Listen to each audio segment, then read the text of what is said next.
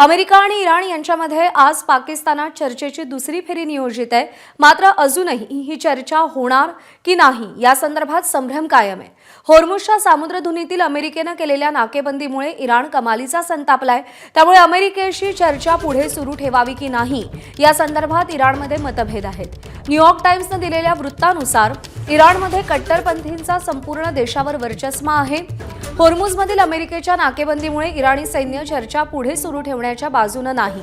IRGCचा प्रमुख अहमद वाहिदी यांनी संपूर्ण सूत्र आपल्या हाती घेतल्याची माहिती समोर येते। त्याला इराणच्या सुप्रीम काउन्सिलचे सचिव मोहम्मद बाघेर झोलगद्र यांचं समर्थन आहे।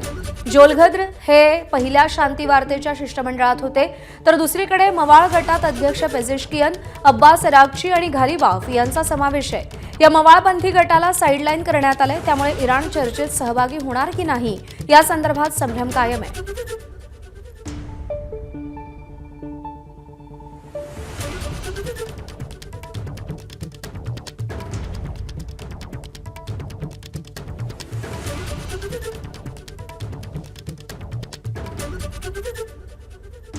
सकाळी 10 वाजता चर्चा सुरू होणं अपेक्षित होतं, पण इराणचं शिष्टमंडळ अजून पोहोचलेलं नाही। त्यामुळे इराणच्या मनात नेमकं काय हा प्रश्न या इथे उपस्थित होतोय। एबीपी माझा, उघडा डोळे बघा नीट।